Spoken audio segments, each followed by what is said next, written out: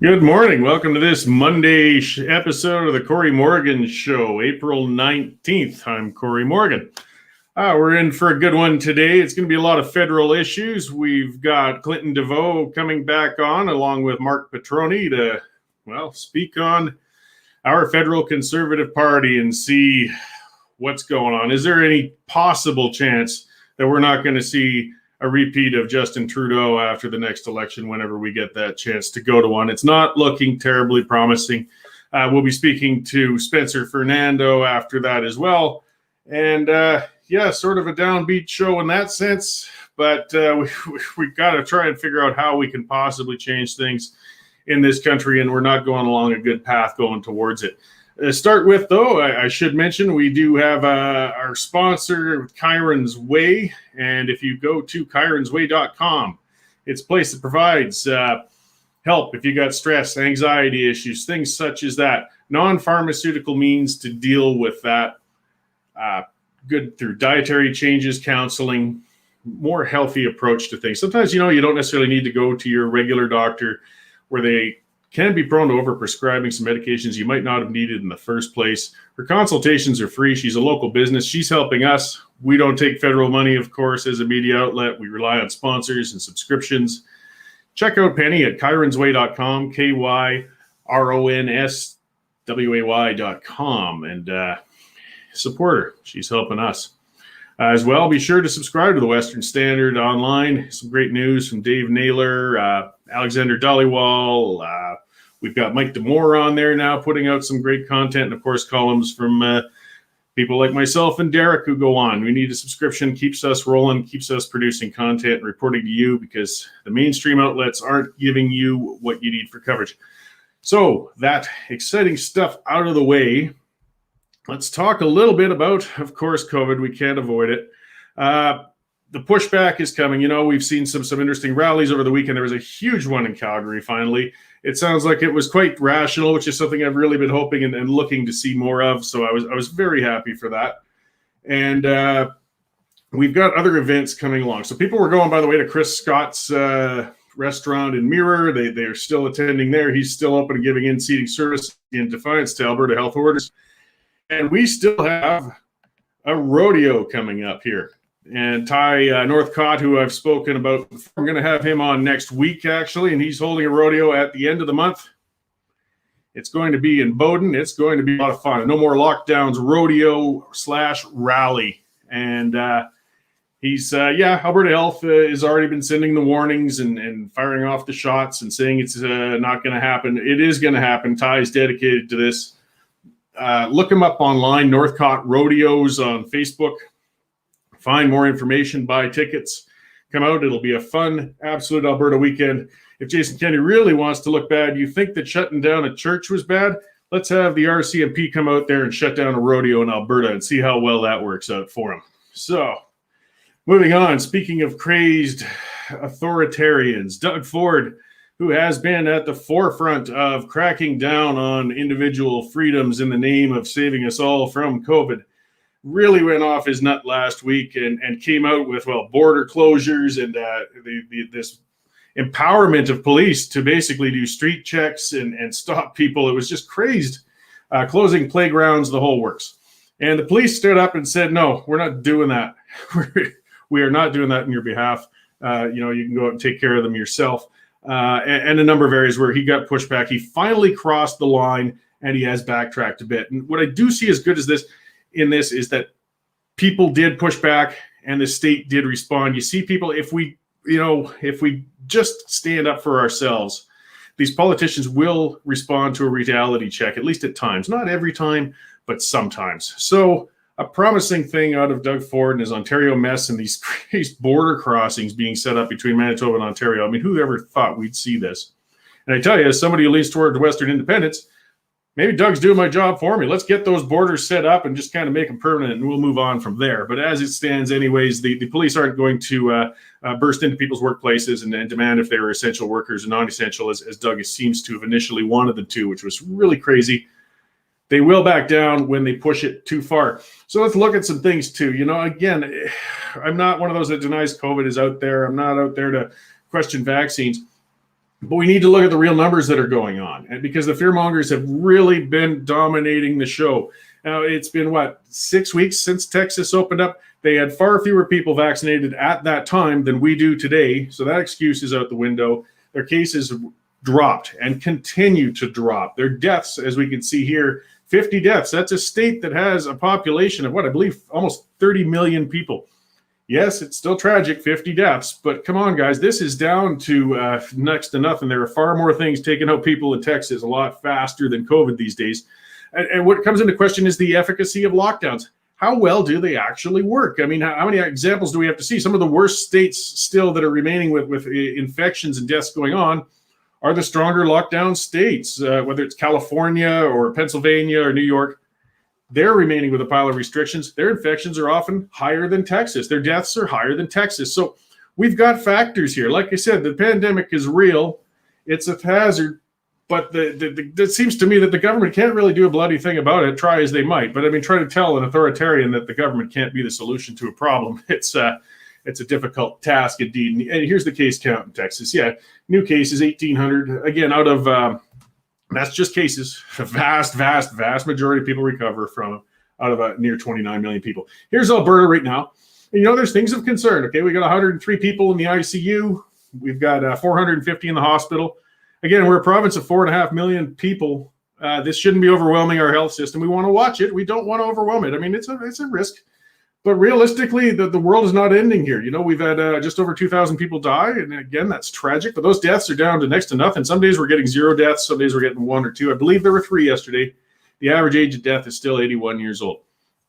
So the plague is not turning into the plague yet. It's time to start taking our foot off the brake a little bit and letting this economy open up. Let's get on to some other idiocy quickly before I move on to the guests here, since we're at it. The Liberals are vowing to protect the French language. Isn't that wonderful? The only people responsible for protecting the French language are French speakers. That's it. And hey, if they want to, good on them. And as Dave greatly wrote in the story, I mean, the census data shows French is 4th or 5th or maybe even 6th in Western provinces as a second language spoken. German, Cree, Punjabi, Cantonese, Mandarin, Filipino, they're all ahead of French.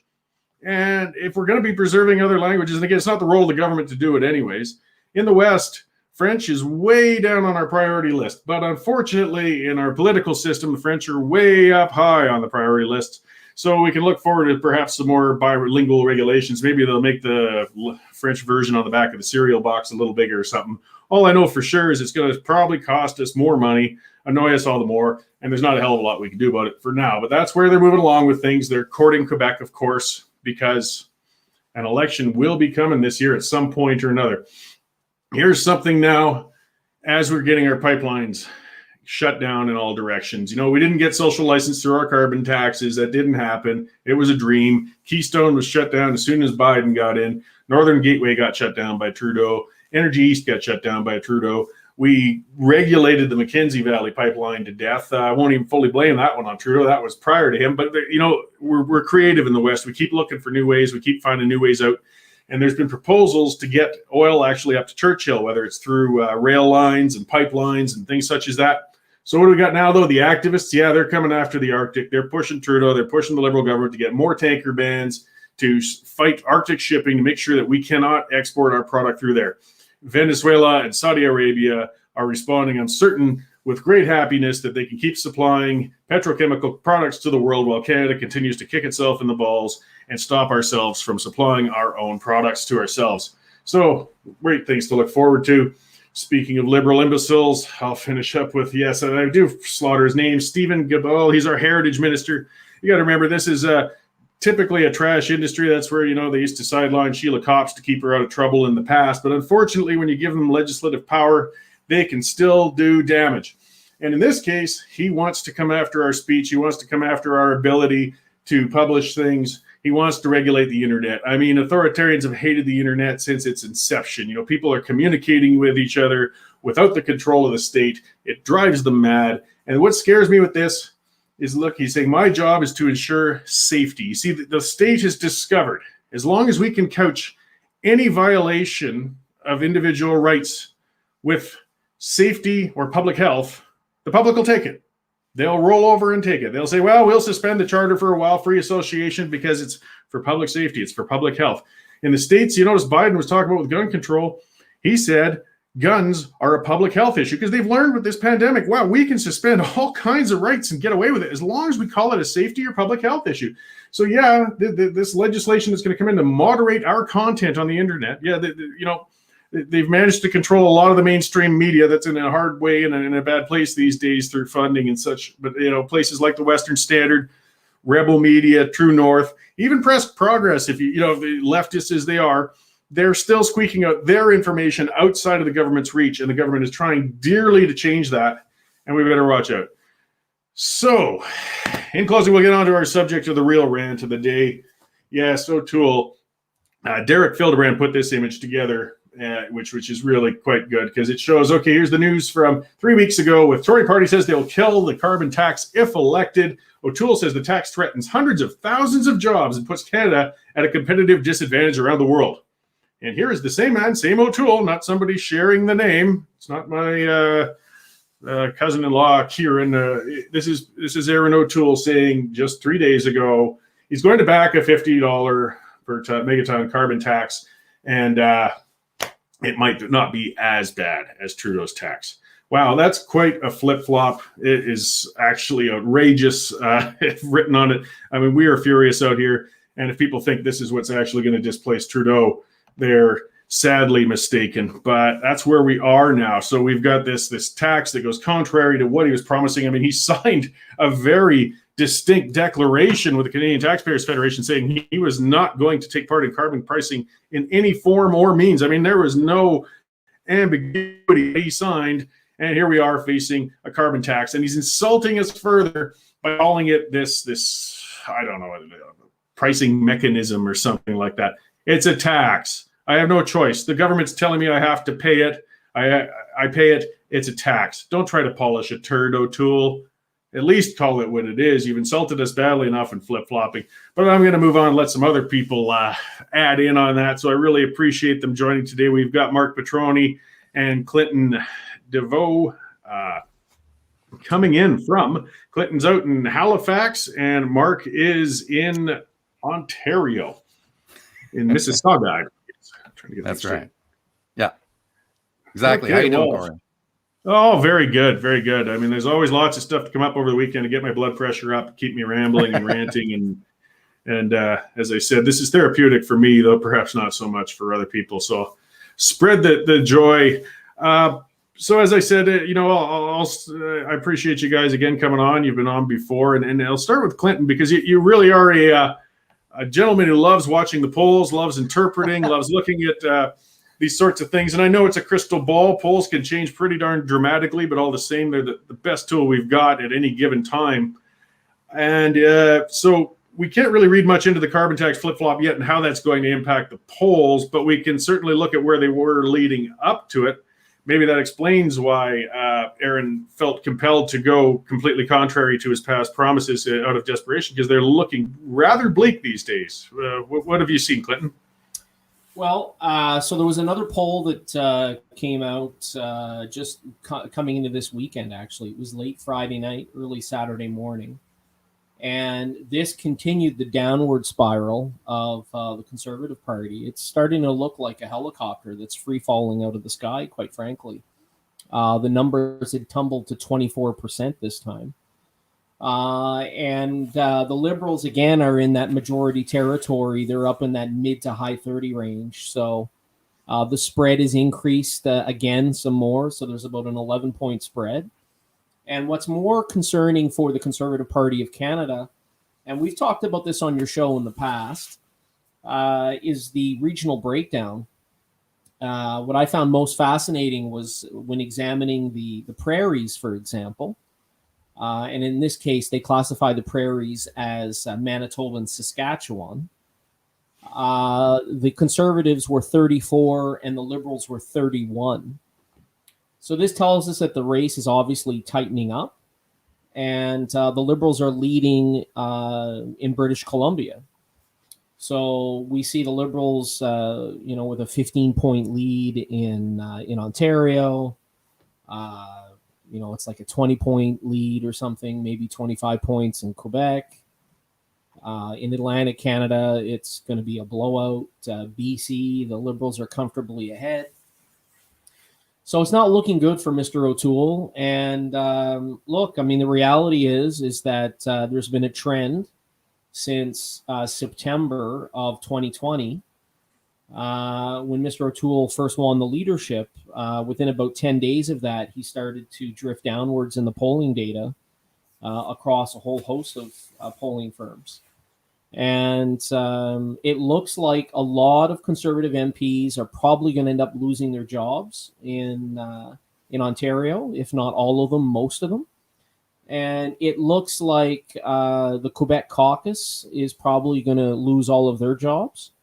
And it's increasingly looking more and more likely that we're going to see more Liberals being elected in Alberta, specifically in the greater Edmonton area, and perhaps a few in the Calgary area.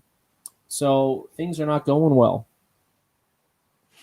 No, and so to get a perspective from another part of Canada with Mark Petroni, and your show is 960 Mississauga, I believe, out there.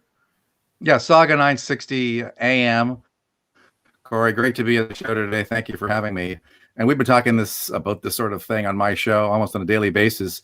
I think I was among the first, along with Clinton, to raise the issue around O'Toole not being everything that he claimed to be. You'll recall he came out of the leadership contest having defeated the guy he claimed was the real red Tory, Peter MacKay. MacKay, of course, claimed that it was O'Toole who was the red Tory and was secretly planning a carbon tax, if you'll recall. I suspect there's a lot of O'Toole supporters now thinking that Peter MacKay had a point all along. That's all moot right now, as you know, Cory, because we now know who the real carbon tax pusher was, and it was O'Toole all along. It was an interesting thing seeing a post on Twitter this morning from Max Bernier saying, it almost seems like O'Toole is trying to help Justin Trudeau, win his majority. Everything he seems to be doing is aimed at, or appears to be aimed at, alienating longtime Conservatives, people who believe in more freedom, less regulation, lower tax, the kind of stuff that you and I love, more free speech, not less, like we're seeing pushed out of Stephen Gibault right now. And so it just seems that O'Toole is all in. I thought that maybe once the polls started to show, as Clinton pointed out, that the Tories were headed for a shellacking in the upcoming election, that somehow O'Toole and company would take a long, hard look at their strategy and say, you know what, something's not working. Maybe we should try something different. But no, O'Toole now is doubling down. And there he was on CTV on the weekend saying, this isn't a tax, it's a levy. And we're not collecting any money. The government's not getting fat and rich off this. No, this is being distributed amongst Canadians. And by the way, those Canadians are going to have to buy products that we deem appropriate. And so we have people saying, wait a minute, this tax appears to be even more onerous than the one that the Liberals have had on the books, because at least you get some kind of a rebate and you get to decide how you spend that money. But with O'Toole's, it's like, oh no, you have to focus your purchasing of these green points or whatever you saw, the loyalty points on certain products. What is it? Bicycles? Is it electric cars? Whatever. We don't know yet. But this is pure folly on Mr. O'Toole's part. But they seem to be showing no signs, Cory, at this point, of changing direction. Can I just jump in, Cory, if that's all right, in regards to one of Mark's points? Yeah. And I agree with him. In regards to this idea that a Conservative Party of Canada, if it's lucky enough to form government, that it will decide for you what you are allowed to spend your money on through this carbon plan that they've unveiled, this carbon tax plan that they've unveiled.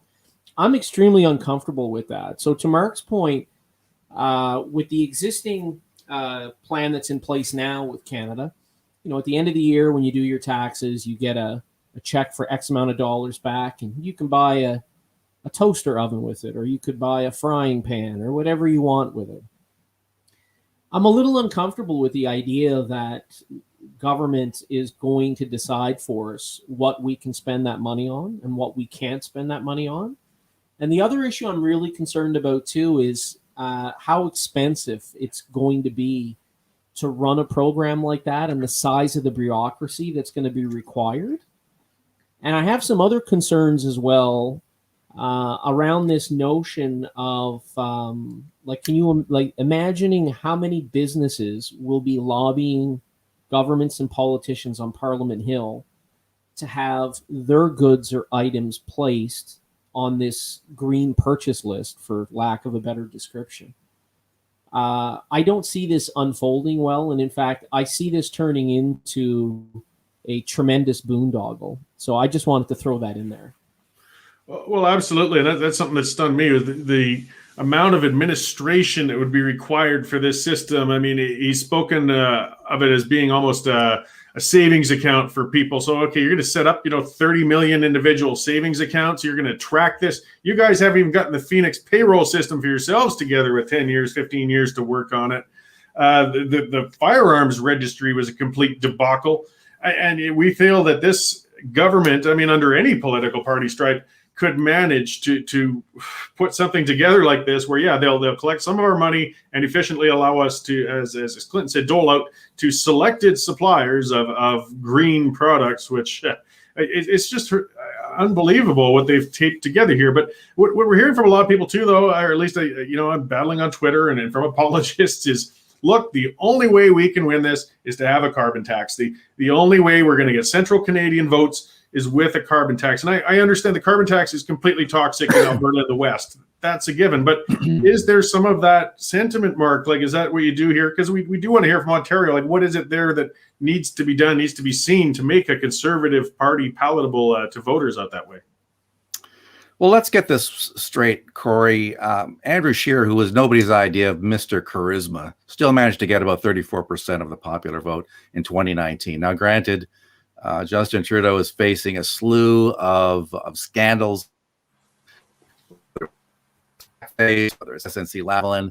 He had a rough first term. But the Tories put out Scheer, who was nobody's idea of Mr. Excitement. He put forth a fairly bland, albeit conservative, platform. The problem with Scheer was he couldn't answer the question of why it was that he had an American citizenship, or where exactly he stood on certain pro-life issues. But other than that, he ran sort of a bland campaign, and he still managed to get 34%. But the Tories looked at that and said, well, that's not good enough. We need to change everything. We need to overhaul everything in order to get us over the hump. Well, really, another 4 points, and they would be pretty close to the same types of numbers that Stephen Harper had in 2011. As we all know, we had a majority government. He really wasn't that far off. But the Tories, in their wisdom, put a guy like O'Toole in there, who has made a lot of noise in the past about being Mr. Environment. And what did they get? A guy who was determined to overhaul the whole. He threw the baby out with the bathwater. And so what did we get? We get numbers of the kinds that we're looking at that Clinton just tabled. And he's getting annihilated here. If there was an election today, Ontario would vote huge for Justin Trudeau. And so for all his efforts, and this guy, O'Toole, he keeps talking about, I'm the Bowmanville guy, I'm Ontario guy. He's the guy who was supposed to deliver all those 905 seats. He's getting slaughtered. He's going to get obliterated in the 905. Why? Because he's a dud candidate. And people don't like a flip-flopper, whether you're from Ontario, whether you're from Alberta, or whether you're from Nova Scotia. People don't like somebody who says one thing and does another. And this guy, O'Toole, ran throughout the entire leadership campaign. We all heard about how he was going to be the true blue Conservative. He gets in and bang, he does a 180. And all of a sudden he's Mr. Environment and tries to out-liberal the Liberals on a carbon tax. And so people are saying, well, wait a minute, if he stabs his own members in the back, Cory, we can't very well trust him now, can we? Canadians who are not Conservatives, they can see what was going on. They know what O'Toole stood for when he ran for the leadership of the Conservative Party of Canada. They know what he said. Yeah, a lot of them were tuned out, but they caught, in the periphery. They were aware of what he was talking about, and they were aware of what prompted Conservatives to support him.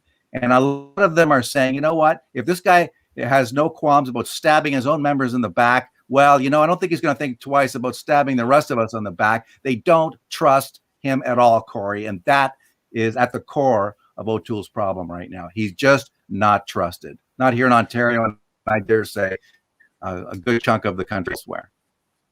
Yeah, well, there's no doubt about it that credibility, trust. These things are far, far more important than actual policies. They really are. When a person votes, they vote with their gut. I mean, wonks like us will go into policy and look at things like that. But your average voter, they go by feel. I mean, Rachel Notley did not win by her socialist policies in Alberta when she won. She won because the leaders of the two conservative parties were souring Albertans on their attitudes and trust issues because some of the hijinks that had gone on before that election. And as you said, now that O'Toole has, without hesitation, thrown his own supporters under the bus, why would anybody else trust him on anything? And in the West, when we're worried about pipelines, we're worried about C-69, we're worried about a great deal of things, we know, and I would say it, we know that O'Toole wouldn't hesitate for a second to go back on his promise to oppose those things too if he thought it might serve him better somewhere else. So we can't trust him out here. We get taken for granted. If you want to see what builds Western separatists, it's not when liberals screw us. We're used to that. It's when a conservative does it. You know, when Brian Mulrooney gave the CF-18 contract to a Quebec company rather than a Manitoba one, that's what created the Reform Party, not what Trudeau was doing. Because it seems there's no end anymore. There's no way out. But I mean, again, the big issue is climate. I mean, it's a big one in the polls. It's important to a lot of people, more so, I believe, in the East and in Central Canada than in the West, or they feel more dearly about it. It does have to be addressed because it's a soft spot for the Conservatives. So how can the Conservatives, Clinton, perhaps, with people on the East Coast, address it so they don't have a big hole or gap in their policy? Well, I mean, so just a couple of things. I want to sort of, I think a lot of people specifically in Alberta or Saskatchewan, they may not realize, in fact, that Newfoundland's economy is actually more dependent on oil and gas development and oil and gas exploration than Saskatchewan or Alberta's economy is, in fact. And if we look at like another eastern province like New Brunswick, which may come as a bit of a shock to some folks in the prairies, the largest refinery in Canada, and in fact the largest refinery on the eastern seaboard of North America. So, you know, this carbon policy position that Mr. O'Toole has released is actually something that affects other regions of the country besides Alberta and Saskatchewan. But in regards to your specific question, Cory,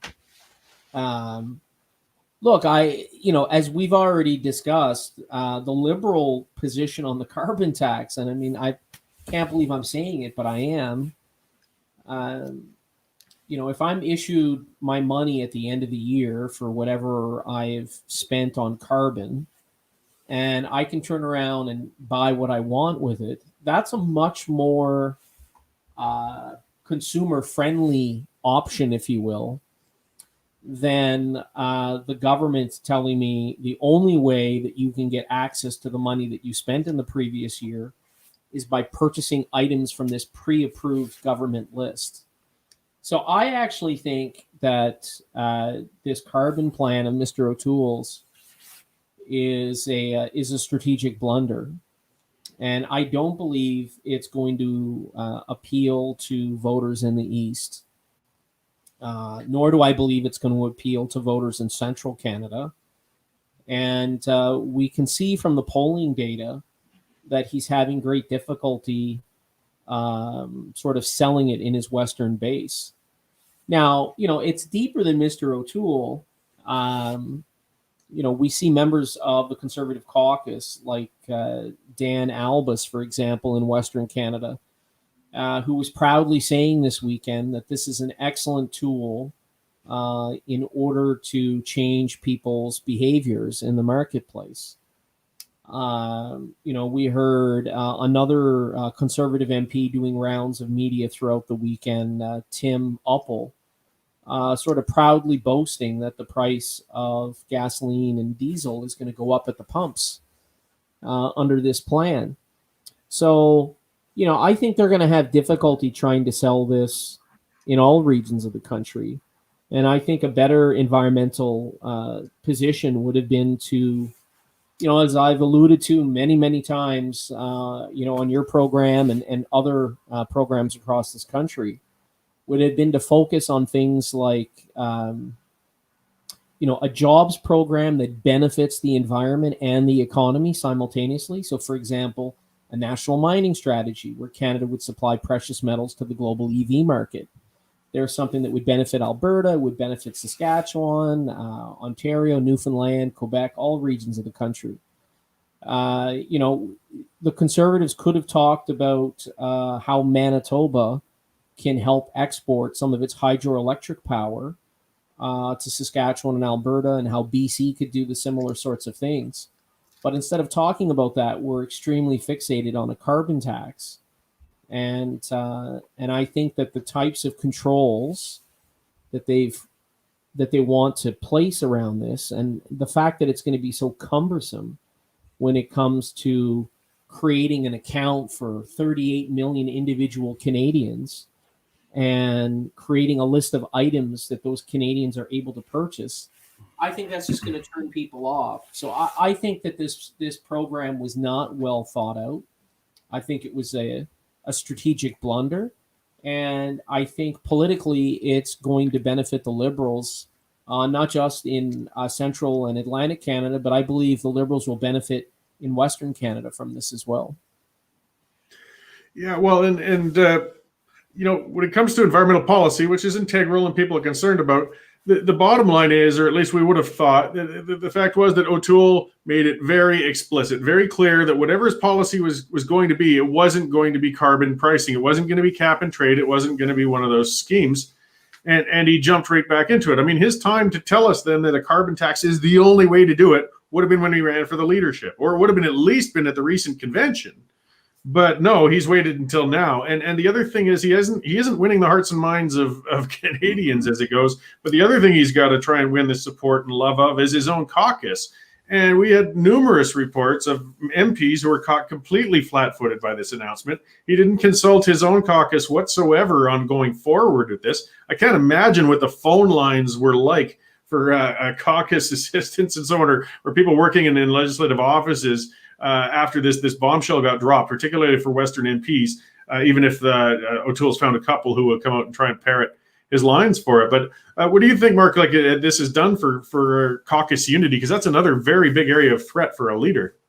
Yeah, the funny part is, or not so funny, Cory, is that there was a caucus meeting just a day or two before, and Clinton knows about that because there had been talk about the fact that O'Toole had very little, if any, contact, face-to-face time, and I realize that we're in a pandemic, but there was no real one-on-one time between O'Toole and the members of his caucus. And months had passed, and that was still the case. So you really got the sense that whatever O'Toole was doing, it was within his own little inner circle of people who were advising him, and the caucus was very much shut out. And boy, did that ever come very clear on the week that he tabled this bombshell report, this climate plan, just a day or two after he met with caucus, didn't say a word about it. There was a perfect opportunity right there to say, hey, look, this is coming down the pike. I'm going to give you a few minutes to talk about it, to look it over. Tell me what you think, yay or nay, but this is the direction we're going. There was none of that, Cory. You talk about thumbing your nose at the people in your own caucus. That is a perfect example. And by the way, for all the talk about Harper being this controlling guy who had his inner circle, and you know what? He did consult with the people in his caucus. I know that for a fact. I mean, he may not have agreed with them, and he may have, been disdainful of some of them. Yeah, that's true. But at the end of the day, he did give them an opportunity to talk about the various things that were coming down the pike. O'Toole did nothing of that kind. And so for that alone, I think caucus has every reason to be ticked off at this guy. But I want to talk a little bit about this whole environmental policy of O'Toole's, because I don't want to suggest that everything about what this guy has been talking about is an absolute failure, because one thing that he is talking about that suggests that he is getting it right, it is on the area. And this is a story, by the way, that ran on the Western Standard a day after flip-flopping on Canada's carbon tax. Conservative leader Aaron O'Toole says the Liberals should slap one on imports from China. Well, that's absolutely right. And by the way, that story came from Blacklock's reporter. We should be taxing crap from China and giving them a carbon tax. And I'll tell you what else, he should be going even further. If we're going to be importing oil from the Saudis, from the Nigerians, from Qatar, from Venezuela and all these other reprobate nations. We should be slapping a massive carbon tax on all those countries and saying, fine, Quebec, you want to use oil from all these other countries rather than Quebec oil? Well, you're going to pay for it because we're going to levy a massive carbon tax on all that oil being imported from those other countries. You want Alberta oil? Great. Well, you approve a pipeline. You say okay to Energy East, and let's move more of that Alberta oil, more of that Alberta crude to markets in the East, because it makes economic sense to do so if you're going to tax the crap out of the imports. I think in that regard, O'Toole was at least going in the right direction, punishing countries where they don't have anywhere near the kind of environmental measures and standards that we have here in Canada. Why are we just, opening the door to those products just because they're cheap? No, that's not good enough. We should be taxing more from Chinese goods and other goods from countries that do not have anywhere near the kind of standards that we have. So at least there, O'Toole is showing an indication that he's going in the right direction. And I throw that out there only to make it clear that I'm not going to just bash everything the guy says. If he does do something right, I will talk about that. Cory? Is it okay that I jump in, Cory, on a couple of points that both you and Mark have just made? Yeah. So just to circle this back to the unveiling of this policy that you were mentioning, and then Mark's point about the lack of consultation with the Conservative Party caucus. I mean, that is one of the big problems that I think not enough people really fully comprehend in this case. So 48 hours before this announcement, Mr. O'Toole was issuing statements to his caucus that he was against carbon taxes, and that's fine whether someone is for it or against it. But less than 48 hours later, he says, no, I'm in favor of this. And so the problem I see for him, to circle this back to the flip-flop discussion, is that it's one thing if someone has a different perspective or view that what you or I may have on policy directions. But it's another thing where there's this sudden flip on policy direction. So if Mr. O'Toole had been struggling with this issue, let's say over the last 12 months, and had been consulting with different people and sort of been talking about the possibilities of this, well, then we could sit here and say, I guess the guy's views have changed over time, which we could sort of understand. But the fact that it was a sudden shift like that in 48 hours, that just leaves a sour taste in the public, because the public views it, rightly so, as a flip-flop. And, that's a lot of these problems that Mr. O'Toole is having. And, yes, I know we like to pick on politicians, and rightly so in this case. But, the more politicians outright lie and flip-flop like this, the more it's the public at large is going to be turned off. And, that's one of the big problems I see for Mr. O'Toole here. Yeah, well, it's funny, I this is where I like these discussions, because ideas come up and concepts that I hadn't really thought of, because that's what I've been digging as. Okay, well, people do accept we want to see more environmental improvement around the world and around here. What are other ways we can do it? And, it's brilliant, I think, in a couple of ways it could be bundled with what O'Toole's doing with what you're talking about. We've been Boy Scouts. We know we're clean. We know we have high standards. We know we have high human rights standards, and all of these things. Trudeau likes to virtue signal and say that he wants to help the world with the rights of women and people who are being oppressed. Yet we are, without question, purchasing their products all the time. We're a happy customer of all those things. We could be using mechanisms to try to encourage the other guys to improve themselves. That way we can say we're being environmentalists. We're doing better. Our domestic industries, if you guys want to start competing with ours, bring your environmental and human rights standards up to ours, and then we'll start bringing your stuff in. But in the meantime, yeah, we're going to tax the crap out of it because you're bad players. I really like that approach. But, China, I mean, that's a huge elephant in the room with Trudeau. You'd think it's his weakest spot, yet O'Toole is not pounding him on his relationship with China. There's a soft spot, it seems, that every leader has with that. But why do you think that is, Mark?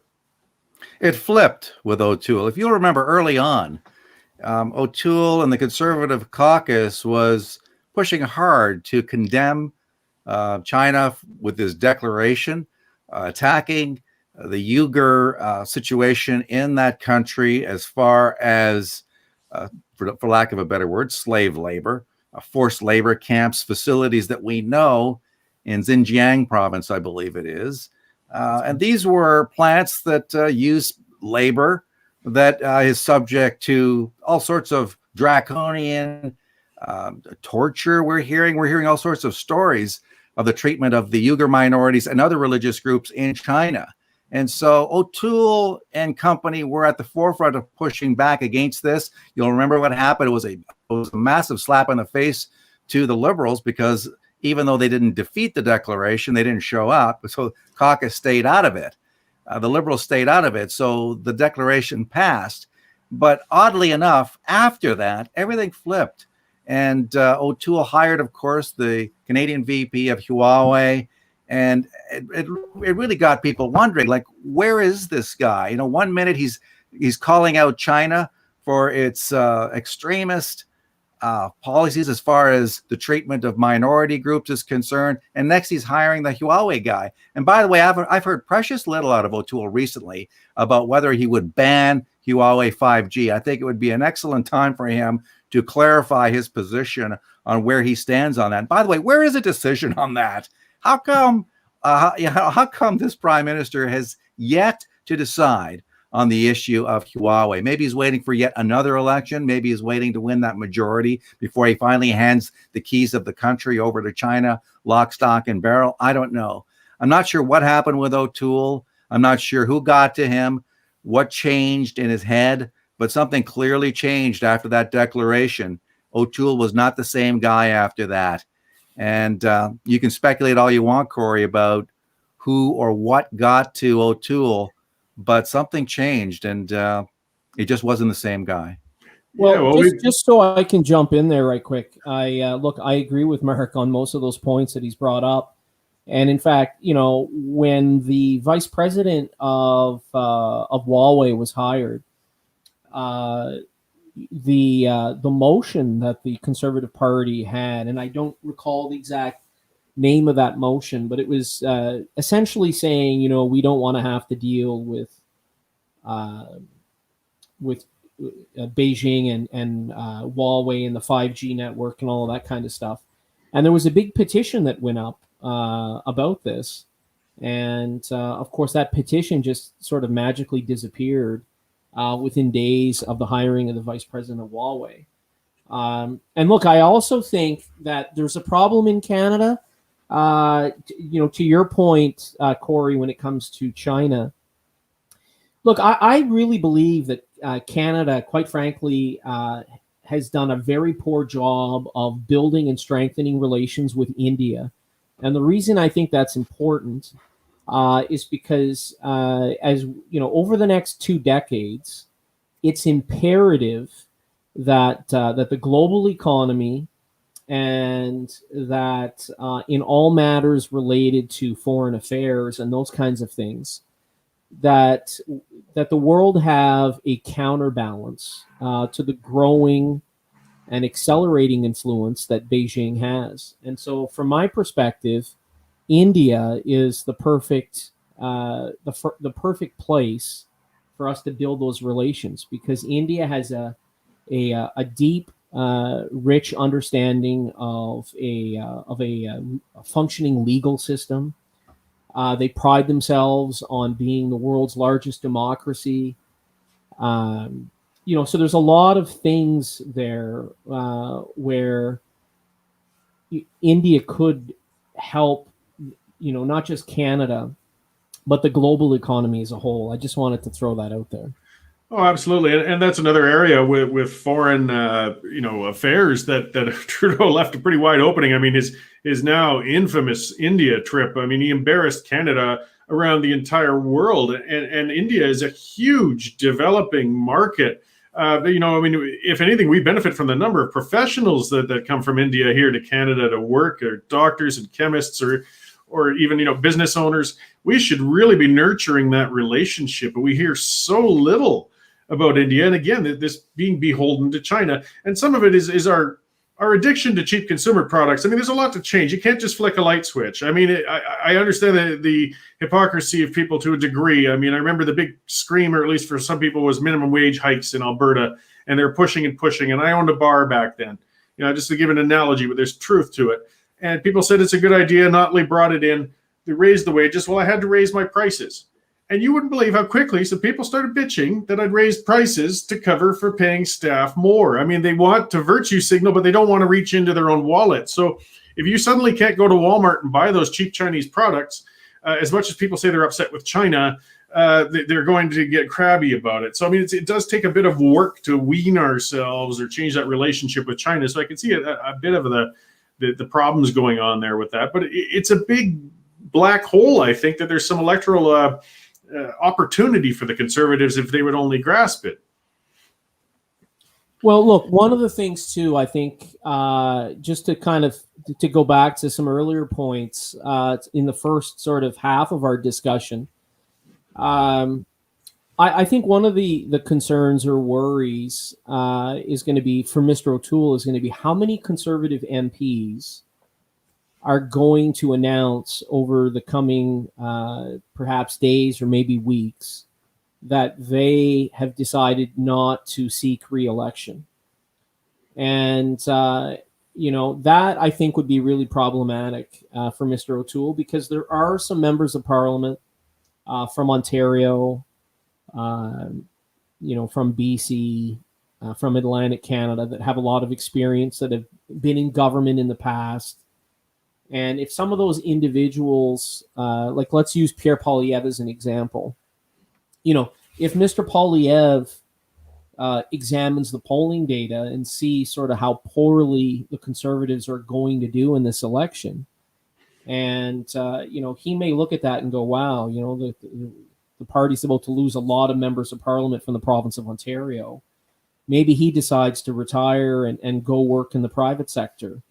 Rather than stick around for a potential onslaught of bad news.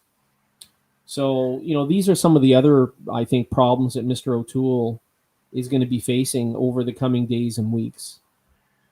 Yeah, absolutely, and there's some complexity. Somebody did mention, don't forget Trudeau stepping into the mess with the Indian farm protest over there.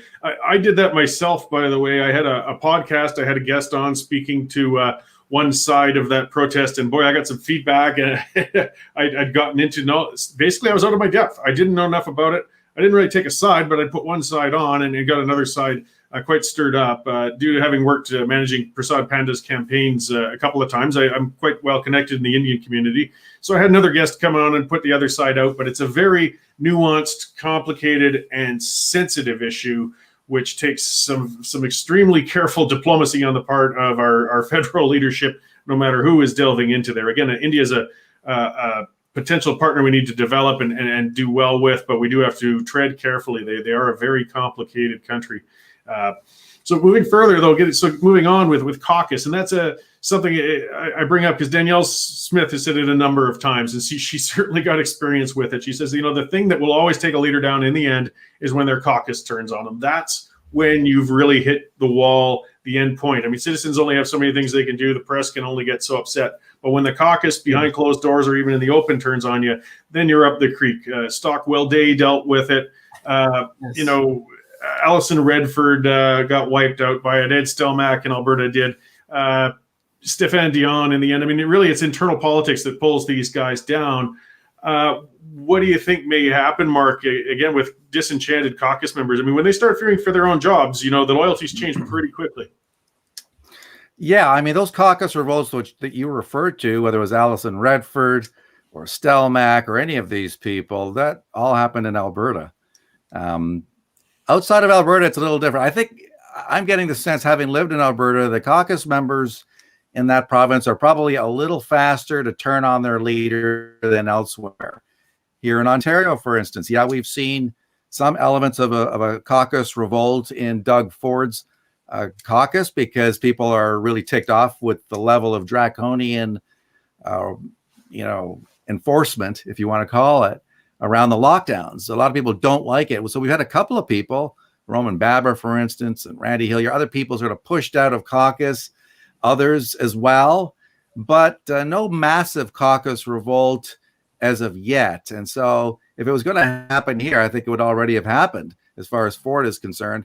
Now, O'Toole's situation, it hasn't happened yet. I mean, we thought that after this, after the tabling of what he just laid down in terms of his climate policy, that there would be a lot more pushback than there has been. So far, there hasn't. I guess there's been some secret caucus meetings, in Alberta. There's another meeting in Saskatchewan coming up. The Quebecers are not happy. But so far, what have we seen? We haven't seen anybody stand up and say, no way, Jose, we're not going to go along with it. I'm walking. Where is that? We're not seeing it. Why? Because frankly, the caucus members in O'Toole's caucus are not willing to stick their neck out. Now, some of them may turn around and say, you know what, I'm not going to run again, having a look at the polls. But thus far, we're not seeing any kind of indicators that we're going to get the sort of revolt that some of us would hope that there would be. Because I think there's a lot of conservatives out there looking at what the party is doing and thinking, you know what, this is no longer a conservative party. This is now kind of a hybrid, liberal, maybe center right party of something, aimed at trying to get the GTA and other metropolitan areas to vote conservative next time around. And it's not going to work. And so what's happening is some of them might be looking at the exit thinking, you know what, maybe I'll sit this one out, but we're not seeing any kind of revolt. And sadly, I'm not sure that we are going to see one, Cory. Yeah, and whether or not a revolt would be productive is difficult to tell. I mean, if they did turn, if they came out, Alberta, yeah, we're the ones that tend to be grouchy and chuck them out pretty hard and fast. I mean, right now, Jason Kenney is just under siege from a great number of his caucus members. They've put out a letter completely contrary to his policy, 17 of them, even the speaker himself, which was, I think, actually a bit of an overstep of his role, which is a separate discussion. But if this happened, if somehow the pressure came out, because I think what some are waiting for right now, too, I mean, he's taken a huge gamble with this carbon tax move. This is a giant plank on a potential election. And if it lands, I mean, there's still time now. They're doing internals like crazy. You just know it. They're polling, they're checking, they're listening to the phone calls. If this does land with a bad splat for them, and they feel that the polls are going to decline further, and they do rip O'Toole out, well, we got an election coming really soon, one way or another. Who would be there to replace him? How could they pull that off? I mean, that's part of what's holding them together, I think, is that we could be heading to the polls. There's a budget this afternoon. Trudeau might throw an election budget out and choose to fall on it. How are they going to fill that role in such short order? Well, quite frankly, they can't. They've gotten to the point now that if an election is held sometime between now and June, there really isn't anything that can be done to avert the impending sinking here of the good ship Tory. So, to your point and to what we talked about earlier is that I think the signal to look for now is how many MPs are going to announce that they're simply not running again. Even those that had planned to run, that had agreed to be the candidate, I think a number of those are going to change their minds. Like, for example, let's use Michelle Rempel-Garner just as one quick example. Here is a member of parliament that has essentially made a career in some ways of for herself, publicly attacking the ideas around a carbon tax. I have a hard time believing that a member of parliament like that is now going to go out and campaign and door knock and say, no, we need a carbon tax and this is important. I look to Mr. Poilievre as another example. So to your question, who is there to pick up the pieces? I don't see anybody, quite frankly, that's there to pick up the pieces. I think that I think the party is already probably starting to think about a future leadership race. And I know that I've spoken to some party staffers that work on the Hill in Ottawa and people that work in some offices in different parts of the country, that they're already having those discussions online in various communications groups. So I don't know. I mean, would Mr. McKay consider coming back? Probably not. I mean, he was run out of the party by Mr. O'Toole. Mr. Kenney is probably going to go down to defeat in Alberta provincially to Rachel Notley. And let's not forget that Mr. Kenney was greatly responsible for helping make Mr. O'Toole the leader of the Conservative Party. There's that backroom chatter that's been going on off and on for a couple of years about the possibility of a return of Prime Minister Stephen Harper. Is that a possibility? I don't know. We know for certain that Prime Minister Trudeau has been monitoring Mr. Harper's social media channels. I believe Mark had mentioned that Mr. Trudeau had tweeted something out to Mr. Harper recently in regards to vaccinations. So I don't see a lot there, and quite frankly, the name that comes up the most would be Mr. Poilievre. And if Mr. Poilievre goes down to defeat in Ontario because of bad polling, because of mishandled communications from the Conservative Party leader's office, then suddenly Mr. Poilievre is damaged goods as well through kind of no fault of his own. So the future doesn't look promising, and it'll be interesting just to see how many of these longtime Conservative members of Parliament go down to defeat in the next election. Yeah, well, and something that does hold off a revolution in a sense is you don't have any distinctive heir apparent waiting in the background right now. There's nobody rallying the troops or able to rally the troops. So that's sort of a savior for O'Toole. Again, with Twitter discussions, a lot of what I get people, which I think is a negative approach, but it's still valid to a point as well. Where are you going to go? Who are you going to go to? What else can you do? And perhaps that's what we're left with going into this election. So if that's the case, we want to try and improve this product as much as we can on the way in. But hold on. But Cory, it's not like, I'm sorry, but let's it's time we call a spade here. I mean, I know I sound like a broken record, but the reality is that since September of 2020 we're now heading into the month of May. So, we're getting close to a year. The polling data has progressively gotten worse on the national numbers. The polling data has progressively gotten worse in the regional breakdown, whether we're looking at British Columbia, whether we're looking at the prairies, whether we're looking at central Canada or Atlantic Canada. Look, I mean, the reality is that it's time for Conservative Party members and activists to start planning for the next leadership race because, Mr. O'Toole,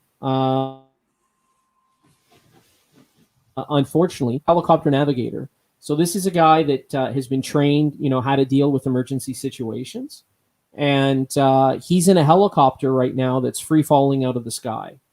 And so, it's time for the members of the party to start looking at who the next leader will be. Yeah, well, that looking, though, that race might be after, unfortunately, Trudeau gets himself another majority government, which will give the Conservatives 4 years to work on figuring that out. But boy, what a long, horrible 4 years that might be. As I said at the start of the show, I knew this was going to be kind of bleak because there's just not a lot of shining lights. I was hoping to spot some or expose some here, but it's looking rough. And there's a lot of disenchanted Conservatives now, though. They're getting frustrated. They're getting upset. And when they see a bleak light, personally, I think that's where we might see room for people to throw votes towards alternative parties. And we're not going to see the Maverick come in and form opposition. We're not going to see Maxime Bernier and the PPC take a bunch of seats, but they can very well be getting into a position to make things even that much worse for the O'Toole Conservatives. Do you think, Mark, that Bernier can be a spoiler in a number of seats out there in Ontario? Because that's where there are a lot of swing seats that are sensitive. Well, there are those who think that he was a spoiler last time around. There are some who think that Scheer would have been the beneficiary of 7 more seats if he didn't have to deal with Max Bernier and his PPC party or PPC. I mean, that's obviously open to some speculation, but I've heard that number. We've seen Max's party double in terms of support just in the last couple of weeks, from about 2% to all of a sudden 4%.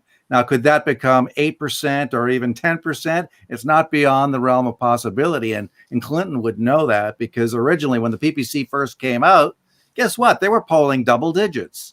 So no, they're not ready to set the world on fire, but there are going to be a lot of conservatives who are looking around and going, fine, the Conservative Party of Canada has decided they don't want to be conservative anymore. Well, I still am. So if they want to fish around for Liberal votes, let them do it. I'm going to vote for a Conservative Party. And if it's not going to be the CPC, then it's got to be somebody else, whether it's a local Libertarian or whether it's a PPC or whether it's a Maverick Party out west, whoever it is, I'm going to vote somebody who reflects my views on the world, who believes in lower taxes, not higher taxes, who believes in more freedom. Keep your hands off the internet.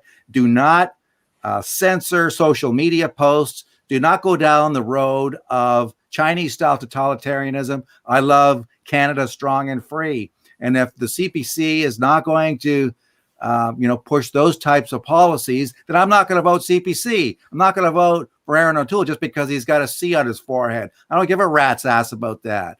I want to look at the policies. What is the party offering? And I'm going to vote for that individual. And I think, I'm not in any position to tell anybody what to do in terms of their vote. But in terms of myself, I'm going to look at each party, at whatever each party is offering, look carefully and say, who reflects my views better than every other one? And if that party, is polling 3%, then so be it. I don't care. Maybe they're going to get... Maybe they're going to get 20 votes. Well, I'll be vote number 21. Stop voting strategically, Canadians, because every time that happens, what are you stuck with? You're stuck with the status quo. Stop voting strategically. Vote for the party that best represents you. So look, I just want to jump in there. So not specifically to Mark, but just to this general point here.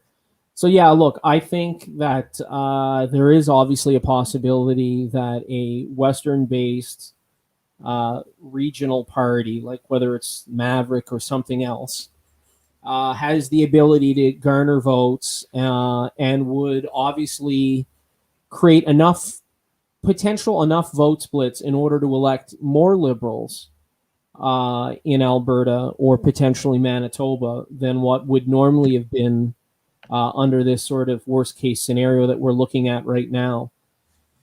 In regards to Mr. Bernier, look, the reality is Mr. Bernier lacks the judgment and lacks the work ethic to be successful in Canadian politics.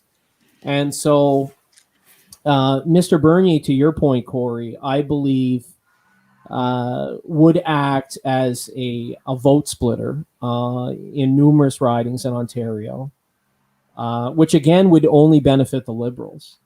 And quite frankly, I don't think that the ideas espoused by Mr. Bernier are particularly good for the conservative movement of Canada or for Canada in general. We've talked about this in the past that, Canada has an extremely low birth rate.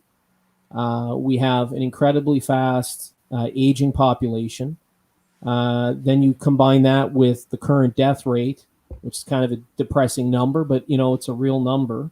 And you quickly realize that immigration is needed. Otherwise, our cities would eventually turn to towns, and our towns would eventually turn to villages, and our villages would cease to exist. And an example of that is just this last year. Now, I realize it was a COVID year, so it was a unique set of circumstances, but Canada had its lowest growth in population in over a century. Now, it doesn't take many years like that to occur before you would grind your economy to a stop. So, for those reasons, Mr. Bernier is probably really happy. He probably enjoys being a spoiler, and he probably enjoys the attention that's being given to him because he will be a spoiler. He won't elect himself. He's already lost twice. He's going to lose again a third time, becoming more and more irrelevant. So this obviously the person who's smiling the most in this situation is Mr. Trudeau, because Mr. Trudeau knows that that the Conservative Party is not really a legitimate opposition. and is not really vying to be government. And Mr. Trudeau is smiling, knowing that there are these other, what I like to call fringe parties, for lack of a better word, whether it's the separatist parties in the prairies or it's Mr. Bernier in other parts of the country that are going to work to Trudeau's benefit. So it's sad, but that's how I view it. Yeah, well, and it's unfortunate that we don't have almost a more Republican system where I could vote for my local member of parliament, who I quite like, but not have to support the leader of that party, who I'm really having some difficulties in considering support. You can strategically balance votes a little more differently there. But things can change. They do change quickly. It's happened before. I mean, there's different factors, but I look back to when Kim Campbell came into the election after Mulroney had the highest majority in Canadian history, ran a horrifically bad campaign, scandal-ridden, made fun of Chrétien's Bell's policy. It was just a disaster.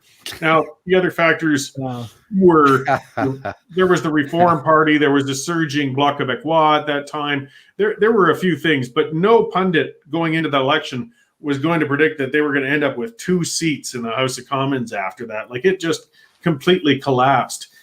Do you think, Mark, is there any situation where the Liberals, though, I mean, if anything, I've underestimated Justin Trudeau. There's something I've been wrong with over the years. I mean, I've dismissed him as an imbecile. He certainly does do some stupid things, but he has gotten better. He's gotten stronger. He speaks more clearly. He's got to be doing some degree of half-decent management in there, because those Liberals will eat their own as well if they smell enough weakness. I mean, he's no cerebral genius by any means, but he's strong. He's a force to be reckoned with, or at least his party is. Is there a way that Liberal House of Cards can collapse? So a force to be reckoned with? Cory, he's a laughing stock. Let's get this out. I mean, the guy's a global laughing stock. And maybe it's not a case of underestimating Trudeau as it is of overestimating the Conservative Party of Canada and its ability to field candidates that can win. And we've had 2 duds in a row.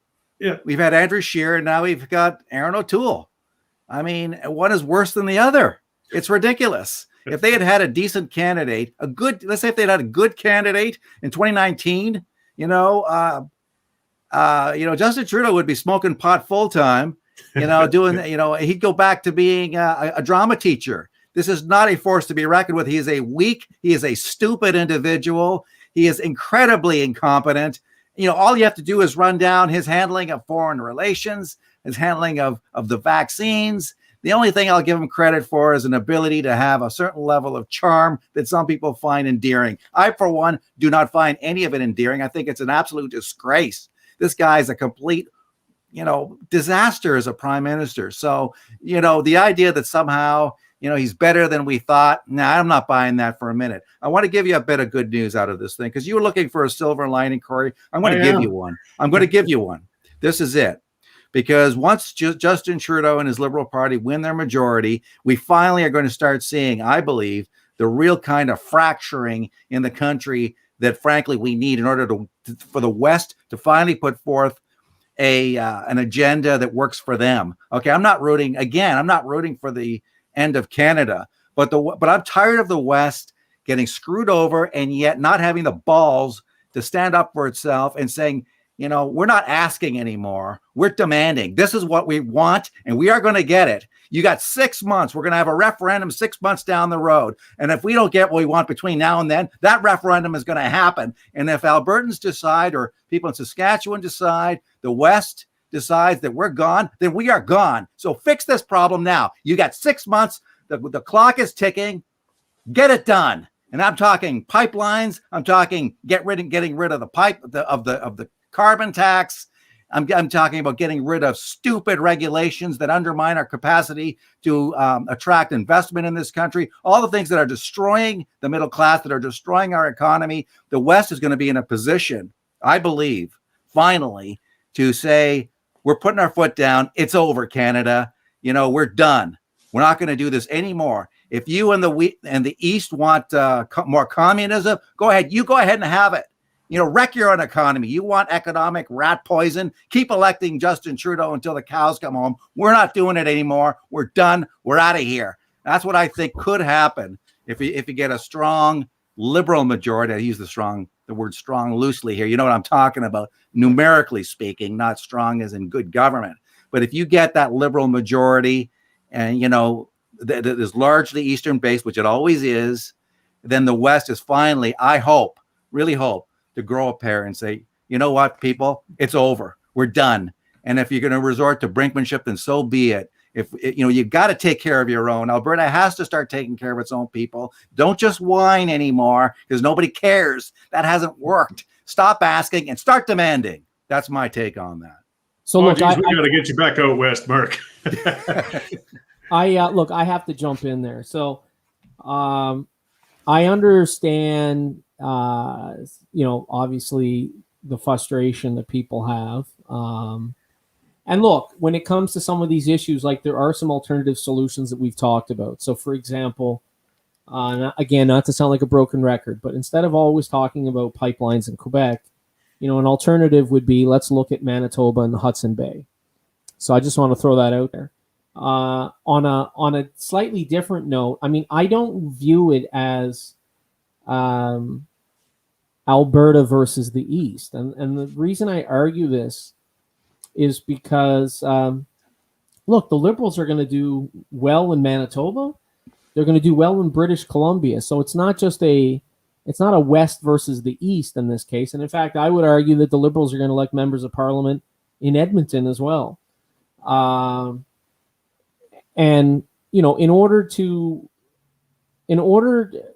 other reason I think a referendum is a non-starter,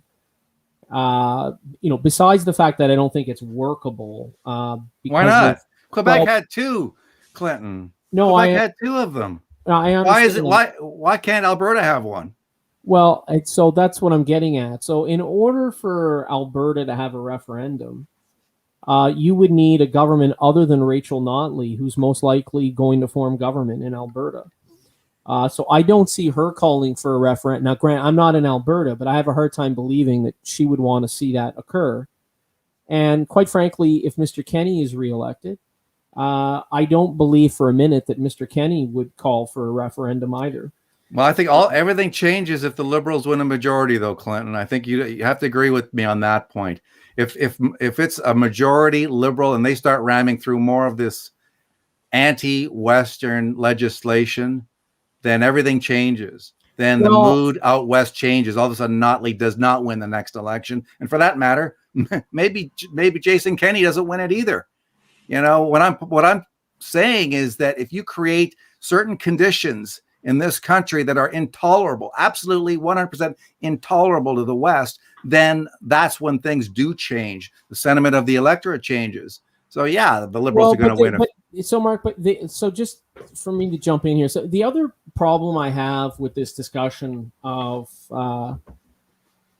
separatism or the breakup of Canada, whether it's from Quebec or whether it's from parts of Western Canada, the other reason I believe it's a non-starter is because, look, we do have the Clarity Act, and I know people who are advocates of breaking up the country, they sort of will dismiss the Clarity Act, but the reality is that if a country is divisible, then a province is also divisible, and the question becomes, where does it end?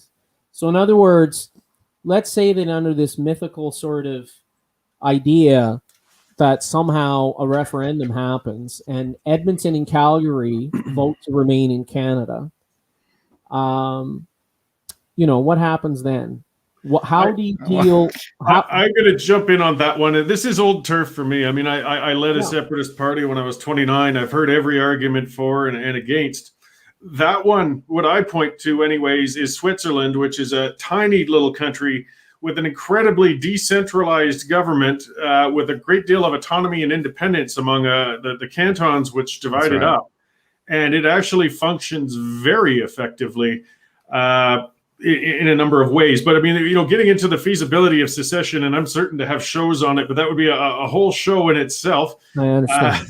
What we can, I think, kind of agree on, though, and perhaps you aren't quite seeing it as much out here, though, is a Trudeau majority would be a catalyst for white-hot rage in the West like we have not seen in a long, long time. And when it comes to Jason Kenney, he's in a lot of risk with his leadership. And if an MLA comes along and topples him, I think the way it's going to happen within his own party, because we're still 2 years from an election, that'll be somebody in his own party coming from a strong regionalist approach, because that's where Kenny has looked weak as well.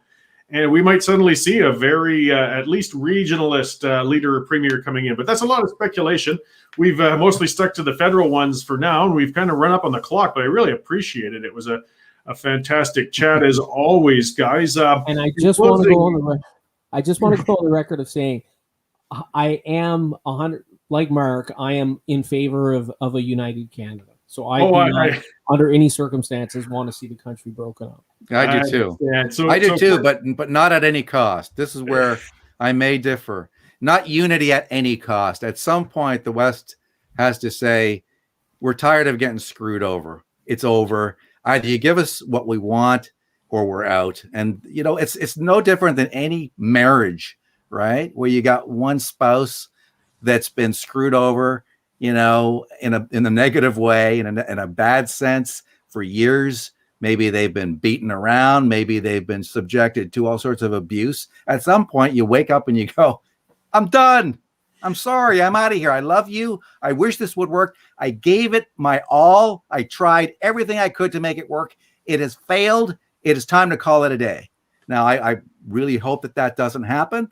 But Alberta has to be, the deal is you have to be prepared to leave in order to get what you want. You can't just say, no, I'll never leave Canada, because then the rest of the country says, well, then why should I accommodate you? You understand? You have to be prepared to go nuclear if you absolutely have to. That's just the nature of negotiations. So that the idea that Jason Kenney or anybody else in Alberta says, we're never going to go down that road, well, you're shooting yourself in the foot right off the bat. Quebec never says that. You never hear Quebec say, we'll never separate, ever, ever, ever. They will never say that, because they know it's the one piece of leverage that they have in order to continue getting what you want. So I would tell my friends in Alberta, learn from them and start applying it yourself. That's all I got to say about it. Okay. And in closing, where can we hear and find more from you, Mark? Saga 960. Yeah, Saga 960. And you can hear us, by the way, if you're out in Alberta. And I talk a lot about issues in that province, as I do in BC and Manitoba and so forth, and the East Coast. And Clinton knows that. You can listen to us at saga960am.ca. My show is on at 9 a.m. Eastern to 11 a.m. Eastern. So that would be 7 o'clock Alberta time, Mountain Time. Great. Thanks, Mark. I'm sure we will be talking again. And in closing there, Clinton, the voice from Halifax there. Thanks again for coming on. It's always appreciated. And where can we see a little more of what you're up to? Well, right on the screen, you can see my Twitter handles right there. And you can hear me on, I'm a guest occasionally on Mark's show. We talk about politics and, issues of the day occurring around Canada. I write articles and stuff like that, and I show up in newspapers. So you can follow me on Twitter and keep up to what I'm saying or doing on a daily basis there. Excellent. Well, thank you both very much. Another great show. I really appreciate when you come on and bring different regional perspectives. I mean, we're of similar political mindset, but we are in different areas and there's different priorities. So I will let you guys go, and I'm certain we will be talking again soon. So on deck, I have Spencer Fernando coming up with a Manitoba perspective. So we're doing really good across the country here on these national issues with different regional perspectives. And yes, Jill, so you know, I am on full screen here, but I like to give the guests more space on the screen because people get to look at my mug all the time. When they're speaking, I like to give them a little more space because they have a lot of information to share with us. So without pause here, I will bring Spencer in. Spencer's been on the show before. He's a columnist and blogger. He was with the National Citizens Coalition these days. And yes, thank you very much for coming on with me again there, Spencer. Yeah, good to be here. So your response to the, capitulation, flip-flop, or as I've basically put it, lie, from O'Toole on the carbon tax has been pretty condemning, I guess, to say the least. Maybe, you know, for those who haven't had a chance to read, it's at spencerfernando.com, I believe. Yeah. Your piece there, what are your thoughts on this policy development, I guess you could say? Well, I mean, it's obviously a big betrayal of everything he promised. I mean, he signed pledges promising not only to get rid of the Trudeau carbon tax, but to not bring in any similar carbon tax or cap and trade system at the national level. So he obviously broke that promise and betrayed what he told people. And the game he's trying to play, where he's saying, "Oh, it's not really a tax because the money doesn't go to the government; it goes into a fund." Well, first of all, I mean, the fund is mandated by the government. The government puts the price on carbon in the first place, so it's a government tax. And then the government tells you where you can and can't spend it. Like it gives you a list of state approved items you can spend the money they took away from you on in a way the government decides. So in some ways, it's almost worse than what the liberals are doing because the liberals, at least they claim, yeah, we take the money, then we give it back to you and you can spend it on what you want. O'Toole is saying, no, you don't get to spend it on what you want. You get to spend it on what the government says you can. So, it's not just O'Toole I'm upset with, but it's seeing all the MPs who are silent or some of them who are, pushing it. It's like, come on, guys, you know that you completely lied to people. You know this is the opposite of what you've been telling people for years. And then they're just going to pretend, oh, no, this isn't a tax at all. We're just going to use the same excuse that Rachel Notley and Justin Trudeau did when they tried not calling their carbon tax a tax. So it's just embarrassing at this point. Well, yeah, I would call it even insulting. Like, how stupid do you think we are? I mean, come on, you are repackaging this thing. Look, if you're reaching into my pocket, taking my money as a state, and I don't have a choice in it, it's a tax. You can call it a levy, you can call it a fee, you can call it whatever you want. It's a tax. At least don't insult me further by trying to convince me otherwise. You've already ticked me off enough as it is. Be honest a little bit, because we've seen such gross dishonesty in the fact that he's completely flip-flopped on such a, I credit to the Taxpayers Federation for getting him on record so clearly as to where he was on carbon taxes, cap and trade schemes. I mean, they even covered the text on it. And to show that, no, Aaron, you have done a total about face, and it's unacceptable. Yeah, and it's the attitude, right? I mean, my article yesterday was titled, I think it was, Aaron O'Toole is showing undisguised contempt for Canadian Conservatives.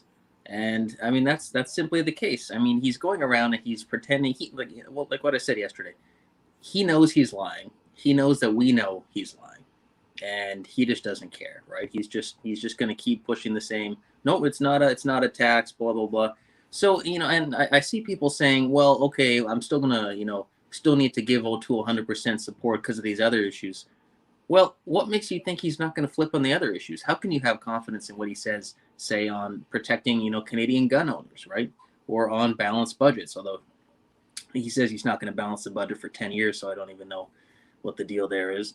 But, why would you trust somebody who's flipped on such a big issue so obviously and so brazenly and so arrogantly, and then think, oh, but on these other issues, I'm sure he'll totally stick to what he promised. We can trust him on these other things. I mean, trust has to be earned, and he hasn't even come close to earning it. Well, no, I mean, out west here, we're pretty upset still, and it's stinging with C-69, C-48. I mean, these were legislations that were targeted, towards our industries and our resources. And Aaron O'Toole has been vocal, as have the Conservatives in general, in saying they're going to repeal or backtrack. But how can I believe him for a second now? If he finds it politically inexpedient, he's not going to back off on C-69. I mean, he might rebrand it and stick it out there and say it's not an anti-pipeline bill. And, but I mean, I just have difficulty being able to pull out a ballot for this man now. Yeah, and I think a lot of MPs have to be answering those questions too, right? Conservative MPs who've been saying one thing to their constituents and party members and supporters for years, and then all of a sudden, I guess some of them, they're just silent on this. They're not saying anything. So again, if they can't stand up for themselves, it's self-respect too, right? I mean, from what most of the reports show, it seems that O'Toole didn't even tell most of his caucus about this. He just went out and announced it. So if you're an MP and you let yourself be treated, let's be honest, just be treated like garbage like that, with someone, the leader, showing no respect to you whatsoever, doesn't think you should be included, doesn't think you should talk to you at all, how can you then go to voters and say, I'm going to be a strong advocate for you and I'm going to stand up for the country and our interests, when you couldn't even stand up for yourself? So I think a lot of them have to answer those questions. And if they're just going to, hide and hope, oh, it's just going to blow over and go away, Look at how people are responding. I don't think it's going to be that easy for them. No, I mean, there's got to be some internal discord. I mean, what a sign of disrespect for all of those people who got elected. I mean, that's the thing of our system. It's not one big election that puts in there. It's a series of hundreds and hundreds of little elections. And these people all earned their spot. They were representatives of their area. Within their party, they should be respected enough to at least be told before such a massive policy shift. And they weren't even informed. I can't imagine what the email inboxes for some of the Prairie members of Parliament are looking like right now. Yeah. And they were caught flat-footed. Will this have a cost, though? I mean, is there a chance, do you think, of some caucus rebellion going on or some pushing? I mean, I think of a lot of it. We discussed that prior with the other guests on the show. A bit of a saving grace for O'Toole as far as that goes is it just looks like we're on election alert. There's going to be one happening this year. It could be right away. At the latest, it's going to be this fall. So it's just really a self-destructive time to try and tear out and replace a leader, or even just have a lot of infighting with a leader. So they're more inclined to toe the line. But how much longer do you think they'll take that? Yeah, I think that's what O'Toole's counting on. And again, I think that itself shows, really in many ways, a lack of character on his part, because he's saying, look, I'm holding you guys hostage. There's nothing you can do about it. If you go against me now, it makes us look bad. So I'm just going to do whatever I want. I'm not going to talk to you. I'm going to just ignore what we've told the party and told our supporters. And you just better go along with it because there's an election coming up. So it's very manipulative, and it's very, I think, disrespectful to his colleagues and, of course, to conservatives in the country and all the people he campaigned to during the leadership race. And but yeah, I guess he thinks he's going to get away with it. The problem is none of the polls show that it's working, right? If his whole idea was, we're going to trade some, Western hardcore conservative support and win more support in the East. Well, he seems like he's losing some of the Western hardcore support, but he's not gaining anything in the East or really anywhere else in the country. And I've been writing about this for a while, is that the big risk is he loses core supporters and just doesn't resonate with the public. And then you're even worse off than when you started. And it looks like that's what's happening to him.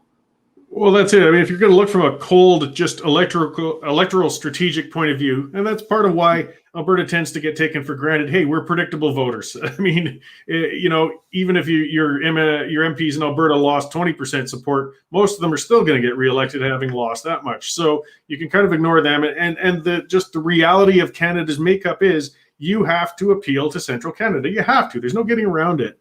You've got to win a certain chunk there.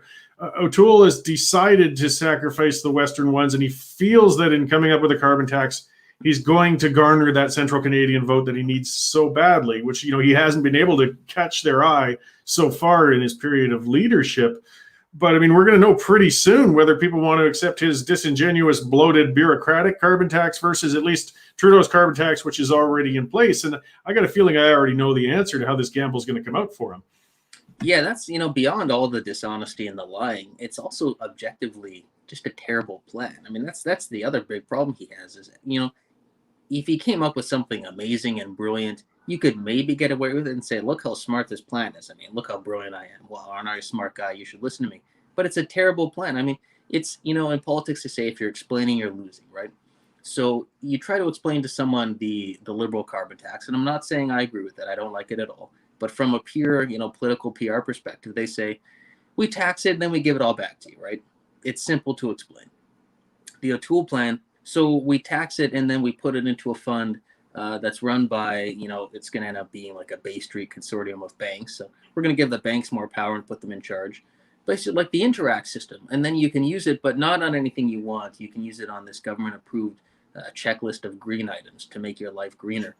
I mean, just explaining that to people, I've talked to a few people, not really very political people about it, and they don't like how it sounds at all. It's tough to explain. It doesn't really make sense. It's more bureaucratic and more almost of a kind of nanny state program than what the Liberals are doing. And so beyond all the issues of how O'Toole lied to everybody, the thing he lied for, the big plan he wanted to bring in, it's terrible.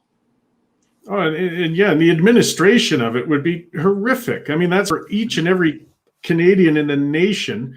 I said it earlier with the other guests. It's true. I mean, look how well government has managed the Phoenix Pay system or the gun registry in the past. I mean, and that's just the nature of bureaucracies and governments in general. They just don't run sleek, efficient things. And I know that they're saying, oh, we would outsource it. Yeah, but when it's government contracts outsourced, we just see the same thing. It's just now it goes into private pockets rather than government ones.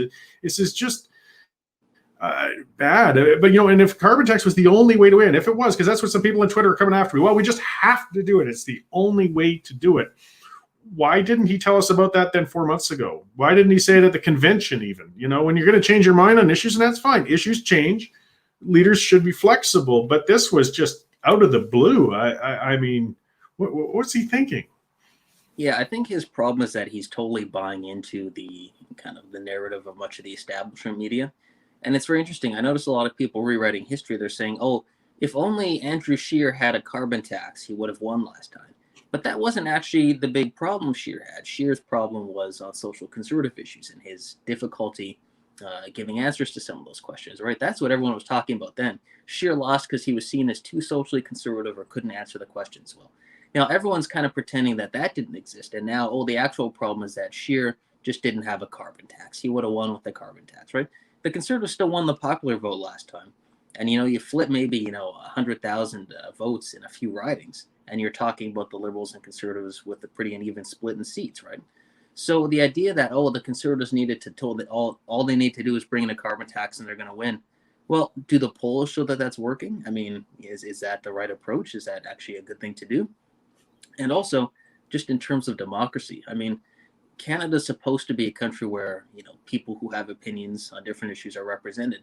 And a large portion of the country is still against the carbon tax. And the Conservatives were supposed to be the party for those people with those beliefs. And they've been totally abandoned. So you're disenfranchising a lot of people as well by saying, we'll just buy into the media narrative and just give the Liberals and the media what they want.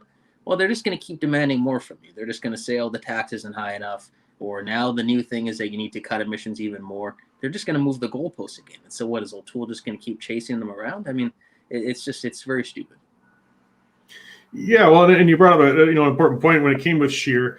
It wasn't just the fact that he was socially conservative. I mean, people accept that with some leaders. It's not as en vogue, I guess, as it used to be, but it's still okay. But you have to trust a socially conservative leading leader to know that they'll feel, they'll protect the personal individual rights for social conservatism, but not try and impose it on anybody else. And because Scheer couldn't give clear answers, the trust got lost. And that's where the issue hit. Because once trust is lost, then people can read in anything they like into what you say, and it's hard to deny. And now O'Toole has broken trust with his own members. And I mean, if I was a Liberal voter sitting on the fence, I'd be saying, well, how can I believe anything you're telling me? You won't even respect your own members. Why would I even consider giving my vote to you?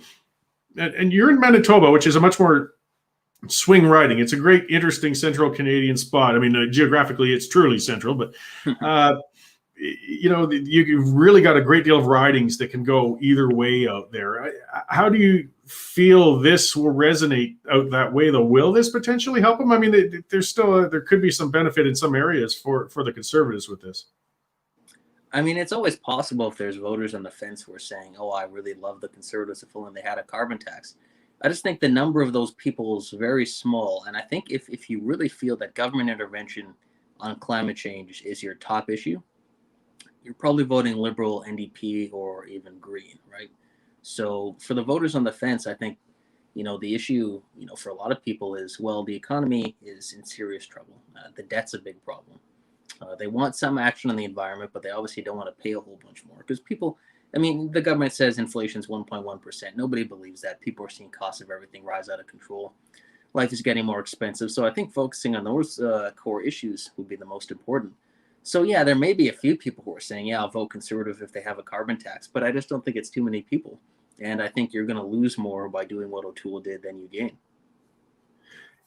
Yeah, well, and O'Toole's facing a kind of an ugly situation. There's some things that are beyond Conservative control that are big factors in Canada if a Conservative party wants to form government. Basically, you need somebody to pull votes off those Liberals. You need a strong NDP or you need a strong bloc. And both of those parties are decimated right now. I mean, Jagmeet Singh is just abysmal in the polls. He's not appealing to much of anybody. And that all is towards Trudeau's favor because disenchanted NDP voters don't typically go to the Conservatives. They will go Liberal. What can the Conservatives do to remedy that, though? I mean, the only way somebody would say is, we got to tack left a little bit in order to grab some of that vote if we have any hope. Yeah, well, I think, and this is something O'Toole can't change, and I guess we'll try to put it nicely, but having photogenic and charismatic leaders is often very important, right? I mean, Justin Trudeau gets away with a lot of stuff, I think, because, a lot of people see him as a charismatic politician. Now, people can disagree with that or not, but he's definitely built up a cult of personality around himself. And in politics, that's a big thing, right? So Aaron O'Toole, not really photogenic, not really charismatic. So if you're like that, the only thing you really have to offer is competence and honesty, right? Maybe he still has a little credibility as a competent person, but the honesty thing is kind of fading away too now. So that's a big problem they have.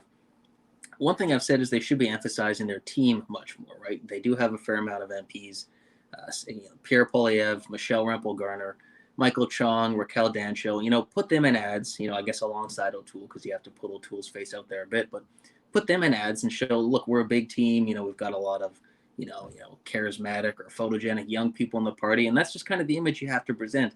But they seem to, once again, be just focusing it all on the O'Toole brand, which, again, if you're trying to build a brand around someone who's not really that interesting and not super likable, then it's not going to go well. So I would say they should emphasize the team, but the leader's offices often seem quite narcissistic and unwilling to do that.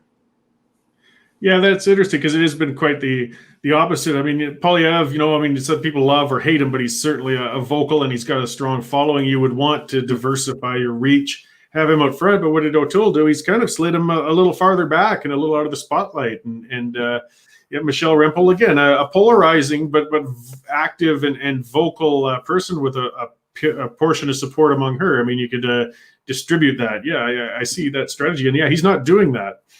No. I got spanked a bit by Mark just recently on that, whereas I gave Trudeau a little more credit that he felt was due, because I still feel I've underestimated Trudeau a little bit over the years, and I've called him an imbecile in many things, and he's done many stupid things. There's no doubt about it.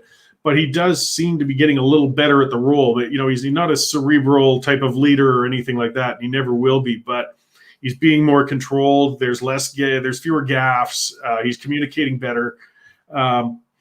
This is going to make him harder to take down. As you said, it's a cult of personality around him, and then that's fine. So if you can't beat him on that, boy, we've really got to come up with something new and fast. Yeah, I mean, the Liberals, they're terrible at governing, but they're great at politics, right? And unfortunately, in today's world, that's often enough to stay in power. And the Conservatives, maybe they have the opposite problem, although I guess some could question some of the governing in some Conservative provinces right now in the country. But yeah, I mean, the Conservatives have a politics problem, which is ironic, right? You're in politics, you should know how to communicate. But the Conservative Party federally, I mean, they seem like they're just terrible communicators. I mean, to have O'Toole come out and give that plan, and then the big line being, oh, it's not actually a tax. I mean, if that's the best you can come up with, that's just embarrassing. So yeah, Trudeau will be difficult to take down. I mean, he has high emotional intelligence, maybe not traditional IQ, but he certainly understands emotions, how to manipulate them, how to use them to his advantage. And right now, the Conservatives don't seem able to match that. No, he can't just seem to grab traction. So it makes me wonder if this move wasn't a little bit of desperation too. I mean, they're trying and he's just sliding further and further. So it's kind of like, well, we'll throw this to the wind and see if it doesn't somehow grab some support. But I mean, you would think with a party that'd be good at politics, at least, even if your caucus isn't going to like that, brief them all and say, look, this is where we're going. Get ready for it. I'm going to put out the announcement. Let's get on the ground and sell it. We've got a couple of MPs trying to do that right now. Most of them are just kind of staying silent and finding excuses to stay away from the camera. Mm-hmm. They were caught flat-footed. I mean, you just talk about what a wonderful way to lob disunity into a party when you're coming into an election when you need it more strongly than ever. Do you think there's any chance of caucus revolt, or some of them potentially stepping aside, not running again, or even, sitting as independents, that sort of thing? I mean, we've seen that with Conservatives. We saw it when Stockwell Day lost confidence of some of his caucus members. Jason Kenney's walking a very fine line in Alberta right now. If once elected members start fearing for their actual jobs, it's astounding how quickly they can move from party loyalty to something else. Do you think there's any chance of that sort of happening? Yeah, I definitely look for the next few cycles of polls. I mean, I know politicians say they don't look at polls, but they all do. Of course, we know that. So I think if you start seeing more polls showing them slipping even further, I think, I'd like to think some of them will publicly revolt and say, look, buddy, you just lied to everybody. We're not going to put up with this. Unfortunately, I don't see that kind of courage from a lot of these MPs, sadly enough. But I think what you will see is, as you said, a lot of people saying, I think I'm just going to spend more time with my family. I've got some business interests I'm looking into. I've been in politics for a while, got my 6 years in, so that pension's on the way. So I think you'll start seeing some people do that if the polls are bad. And there's a lot of people could be saying, look, if O'Toole's going to get, demolished and, the party's going to be kind of split, I'll sit this one out and come back next time, right? Because you still have a lot of credibility. You think there'll be a better leader. You can probably get back in again.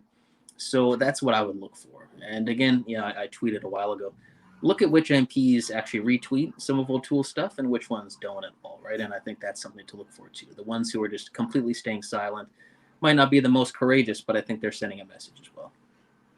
Yeah, well, and looking at the two MPs you mentioned, for example, who, if we're looking at anybody who might be considered up and comers, it'd be like Rempel or Polyev, and they're both relatively young. I mean, as far as politics go, they can bide their time. But a 4-year Liberal majority, boy, what a terrifying thought almost. Would they be able to survive politically for 4 years in that environment? I mean, I know in Alberta, and it's looking more likely we're going to get that Liberal majority. I mean, there's going to be some white-hot politics going on out here. Provincial politics, federal politics. I mean, we're going to see regionalism and secessionism just explode. But will that be, it's going to be a difficult area to foster a rebuilding of a Conservative Party when the base is busy all fighting in Alberta and Saskatchewan on regional terms as well. Yeah, that's another reason I think what O'Toole did is so dangerous, just beyond the dishonesty. It's also dangerous for the unity of the country because, he just handed Western separatists one of the best arguments, right? Which is, oh, look, even the Conservative Party lied to you and betrayed you, right? You don't have any advocates in any federal parties anymore. So you've been betrayed by everybody. So, I think this is why, Western Conservative MPs, especially in Alberta, they need to think, okay, this maybe is more important than just my political career. To keep Canada together, the Conservative Party must be seen as an advocate, not just for the West, but an advocate for the West and a party where Western interests are listened to and become a part of policy. Not a party where they say to the West, okay, give us all your money, give us your volunteers, give us your time, give us your seats. And then, the media, a bad media cycle, we're just going to turn around and totally betray you now. Sorry, but keep giving us money, though. Keep volunteering and keep giving us money while we betray you. So if that kind of, feeling of betrayal sinks in fully in the West and the Conservative Party is not seen as an advocate for the West, then, yeah, the chance of the country breaking up goes up dramatically. So some of these MPs in the West and the Conservative Party, I think, need to say, even if I'm going to screw over my own political career for a few years, I need to speak up against what O'Toole's done. Because otherwise, I think, it's going to get much worse. Yeah, well, I said it before, kind of in other ways, but, liberal betrayals we're used to in the West. That's just the nature of it. But it's conservative betrayals that create separatists. I mean, that's when people say, oh, we're out of hope. What else can we do? And particularly in this case, I mean, for some, I think they're conservative-minded people. They say, okay, you know what? The real loyalists, I'll swallow this. I'll try and at least stay quiet or promote a carbon tax and things like that. But if you do that, that much bending of your principles, that much backtracking, and still lose, lose, it's going to be very hard to get conservatives, small c conservatives, to compromise on much of anything in years to come. What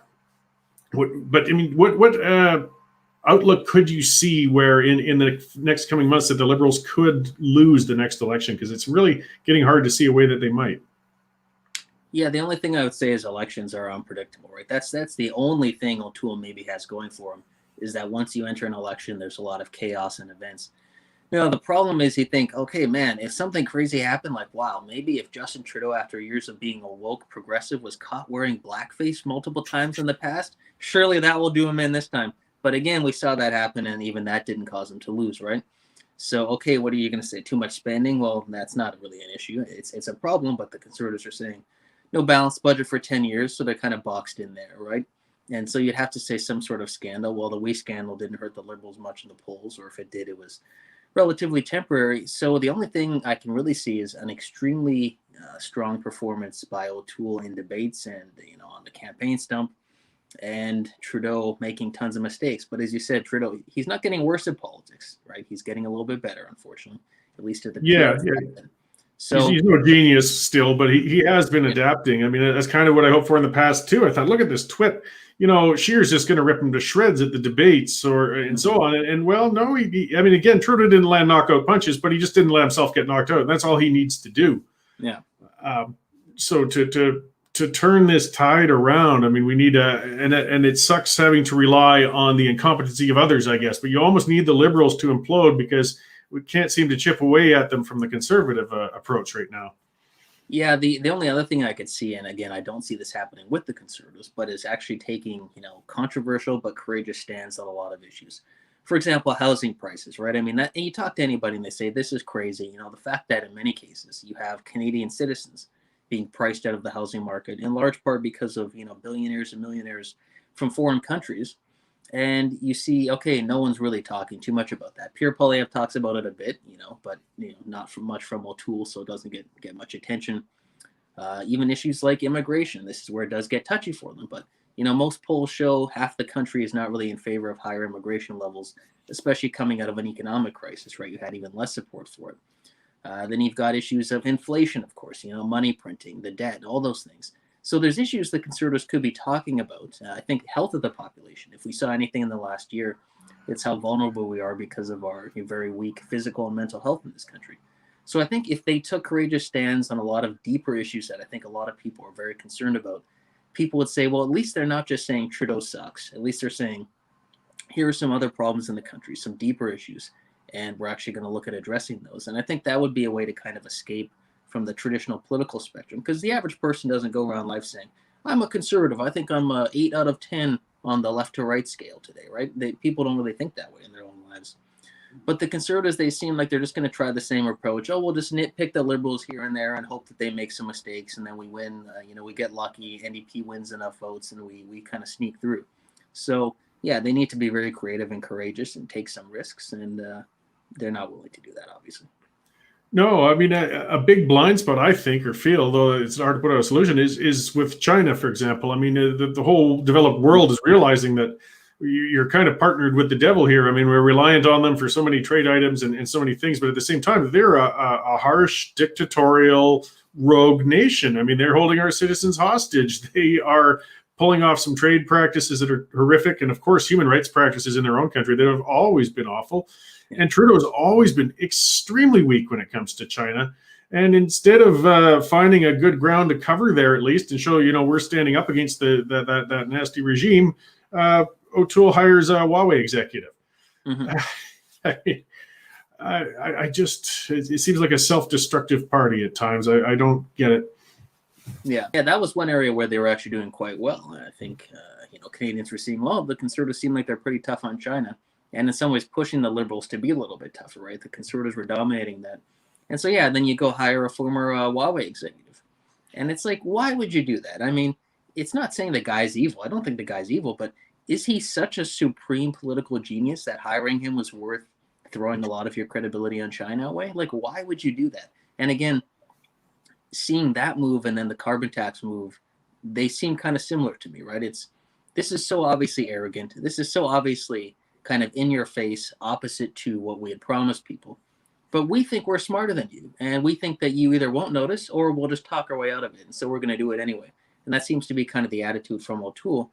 And the problem is that's very similar to the attitude of the Liberals, right? Which is, yeah, we're lying to your face and we're going to keep lying and you're going to listen to it and we're going to convince you that our lies are the truth. So that lack of respect for people, just treating people like idiots, we're starting to see that from O'Toole and the Liberals now, and I think that's the last thing people are looking for. That's a pretty frustrating way for us to be right now. The budget's coming out today. I mean, we know it's going to be a high spending budget. I mean, no matter who was in, it was going to be one. What do you think, though? Like, I've still been of a mind, though, because the infections have spiked again and that okay, the Liberals are taking their foot off the electoral gas again. But my theory was that, if infections have been going down, the pandemic's starting to ease off, we're going into spring, people are going to be in a better mood. If I was a Liberal strategist, what I'd be doing is say, let's put out a feel-good budget, an election budget, all full of goodies and promises in the works. And then we'll tell everybody, this budget is so important for the rebuilding of Canada and the pandemic that I have to go to, well, we don't even have a governor general. I got to go to somebody and dissolve the parliament. And we've got to take it to the people to affirm this document, and we're off to the races. I think right now it's looking a little too volatile out there on the ground. I don't think the Liberals want to quite pull the pin yet. But when do you think we might be in for an election? Yeah, I think certainly by the end of the year it's possible. I mean, as I've said before, the Liberals have a window where there's going to be some euphoria when people feel the pandemic is basically over and they're pumping tons of money into the economy. So there should be maybe a year and a half where you don't really notice the impact of the debt and all the money printing. It's not super obvious yet. And so it's going to feel like, oh, the economy's booming, and man, we get to go outside and we're hanging out with our family again. This is great. So I think the Liberals know that that's their window. If they wait, 2 years, then people start saying, it seems like there's a lot of inflation going on here. Why is the debt so high? Why is the economy not really doing as well as it felt like it was? And then again, just going back to normal, it's not going to be euphoria for long. People are going to say, well, this is what the life we had before the pandemic, so we just expect this as the baseline. So I think the Liberals have a relatively narrow window, and the Conservative Party seems like it's very much in chaos right now. So I'm sure they want to take advantage of that as well. Yeah, well, we'll wait and see, I guess. I'll leave it at that for today. We get ready wonks like us who will actually read and look at the budget so we can digest it and see what we can read out of those tea leaves. They don't just really seem to mean much anymore. They're almost as bad in my view as drone speeches. They're broad documents, but you're really, it's difficult to tell what's actually going to be implemented or what they'll mean. So thank you very much for joining me again today. I was really appreciated. I know you write columns in the Western Standard, and we see your stuff from the National Citizens Coalition. And you've got your own site. Where else can we see what you're up to, Spencer? Yeah, I write at spencerfernando.com, and then you can follow me on Twitter at Spencer Fernando, and I also write for the Post Millennial from time to time, so you can see all my stuff there. Right on. Well, thanks, Spencer, and I'm certain we'll be talking again soon. Maybe one of these times we'll have a nice positive subject to go on, a big breakthrough nice. Or something like that, and see something good. But in the meantime, we've just got to discuss kind of the crappy stuff, but hopefully we'll find some solutions out of it while we bat it back and forth. So sure. Hope the good weather is approaching out there in Manitoba for you guys finally, so you can get into your mosquito season, and we will talk again soon. All right, take care. Thanks, Spencer. Okay, so that's what I got for today's show. Thank you guys for tuning in. The questions, like I said, it was a bit of a bleak thing. It was federal politics for the whole show, but it had to be covered because we've seen a big federal move. I mean, that's what's front and center right now, and we got to try and find a way out of this mess. I'm not sure what it might be. Well, I got a pretty strong idea what it might be, but it's going to be post-electoral. Dave Borkman there and some of the others. Yeah, this is the last kick at the cat. It's time to work on getting out of this broken system. And the system's broken. I've said it before. I'll say it again. Canada's broken. We can compromise. We'll go ahead. We'll run in these elections. We'll throw conservative principles to the wind, and we'll still lose. Provincially, same thing. I mean, Kenny has tried 2 years of appeasement with Liberal Ottawa, and what has that gotten us? It's gotten nothing. Back to what Patrone was talking about, the referendums are an opportunity. We've got the equalization referendum coming this fall. Yeah, that's not the one that gets us out, but I tell you what, that's a hell of a practice run. This is how we learn to get on the ground and get the vote out. This is how we do show, even if it's not people ready for the nuclear option of secession yet, that can be a referendum by proxy in a sense. It's their way of giving a middle finger to Central Canada, giving the middle finger to the Canadian system to say we've had enough. It has to change. That's a big warning shot across the bow. So even if we can't change things in the federal election, don't underestimate the ability of that referendum this fall on equalization. And I know Ottawa will tell us to take our results and stuff them up our butts. That's fine. It was still an exercise moving towards what we needed to. Next week, I'm going to have Franco Terrazzano coming on. We are going to dissect and talk about the federal budget. That'll give him a few days to chew on it from the Taxpayers Federation and see what we can read into it. As well, I'm going to have Ty Northcott coming on. He is the gentleman who is running that rodeo up in Bowden, contrary to Alberta Health Services regulations. It's going to be a good time. It's his family business. It's really in crisis. I interviewed him. I put a video up. If you go to the Western Standard YouTube channel, you can find it there where I talked to Ty. His family's been at it for generations. A lot of, rural rodeo livestock families are really in a terrible position in Alberta right now. I mean, they haven't been able to work in over a year, and AHS is basically saying we're going to shut you down for another season. They can't do it. You can't just put the riding bull in the closet or the bronc and be able to pull it out in 6 months and use it again. You got to feed it, you got to maintain it, or you've got to get rid of it. And I think he said he's down to a half or a third of his herd right now already. So keep that in mind. 2 weeks from now, get out to the rodeo. It's out by Bowden. It'll be a hell of a time. The show will be next Friday. I'll be on the pipeline on Wednesday, where Derek and Dave and I usually rant about some issues for a little while. And we've also got Nathan Gita with his show every day, Mountain Standard Time. He's coming out of Prince George. Real bright young fella. Same time slot as mine, 10 a.m. till noon. He's going to be on Tuesdays, Wednesdays, and Thursdays. You know, we don't have to listen to that crappy talk radio anymore, and God knows it's gotten crappy. We can download this on Podbean, by the way. If you can't catch it when it's live, go to our, any of your podcast sites, search out the Western Standard. We're there. You can download it, listen to it at work, listen to it, you're driving. Okay, enough self-promotional crap. It was a great chat today. Thank you all for tuning in, and I will see you all later.